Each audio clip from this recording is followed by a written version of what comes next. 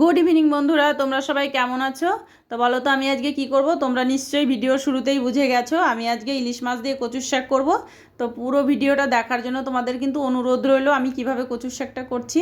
তো তোমরা দেখতে থাকো। প্রথমে আমি বাজার থেকে কিন্তু কচু কিনে নিয়ে চলে এসেছি। তারপরে আমি কচুগুলোকে ভালো করে ছাড়িয়ে নিয়ে জল দিয়ে ধুয়ে ভাপাতে বসিয়ে দিয়েছি নুন দিয়ে। তো কচুর শাকটা কিন্তু আমার ভাপানো হয়ে গেছে।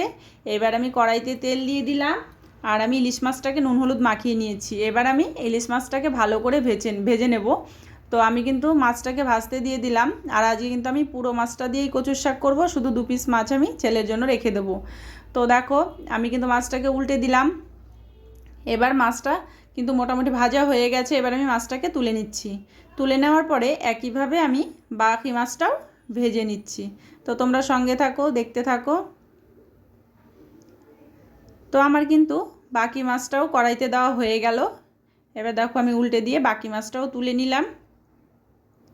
এবার আমি এই কড়াইতে আরও একটু তেল দিয়ে দিচ্ছি।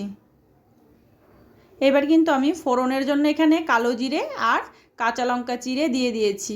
আর কচুর শাকটা যেহেতু একটু ঝাল ঝাল খেতে ভালো লাগে, তাই আমি এখানে একটু বেশি পরিমাণেই লঙ্কা দিয়েছি। তোমরা তোমাদের টেস্ট অনুযায়ী দেবে। তারপরে কিন্তু আমি এখানে শাকের মধ্যে হলুদ দিয়ে দিলাম। হলুদ দেওয়ার পরে এটাকে ভালো করে নেড়ে নেব। আর এখানে কিন্তু আমি 1/2 টেবিল স্পুন মতো নুনও দিয়ে দিয়েছি। যেহেতু আমি ভাপানোর সময় নুন দিয়েছিলাম, তাই এখন আর খুব বেশি নুন আমি দিচ্ছি না। পরে টেস্ট করে যদি মনে হয় দেব। তো এবার কিন্তু আর কিছুই কাজ নেই, শুধু এটাকে নেড়ে চেড়ে ভালো করে জলটাকে শুকিয়ে নিতে হবে, তবেই কিন্তু ভালো লাগবে। এটা কিন্তু যদি জল জল থাকে তাহলে কিন্তু খেতে একদমই ভালো লাগবে না কচুর শাক, তোমাদের কিন্তু এটা মাথায় রাখতে হবে। এবার আমি দেখো এখানে ইলিশ মাছের মুড়ো, লেজা আর বাকি মাছগুলো দিয়ে ভালো করে ভেঙে নিচ্ছি। ভেঙে শাকের সঙ্গে এটাকে মিশিয়ে নিচ্ছি। খুন্তির সাহায্যে ভালো করে ভেঙে দিয়ে মিশিয়ে দিলে খেতে ভালো লাগবে। তো দেখো আমার কিন্তু কচুর শাকের জল অনেকটাই শুকিয়ে এসছে। আর একটুক্ষণ শুকিয়ে নিলেই হয়ে যাবে রেডি।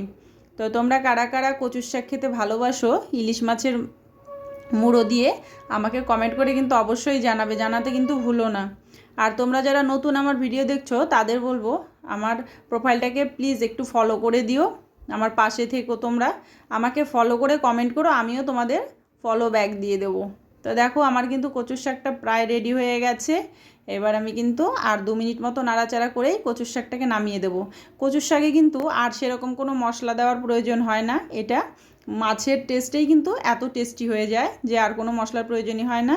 তো আজকের মতো কিন্তু আমি এখানেই রাখছি। দেখা হবে অন্য কোনো নতুন ভিডিওতে। ততক্ষণ তোমরা সবাই ভালো থেকো, সুস্থ থেকো আর আমার পাশে থেকো।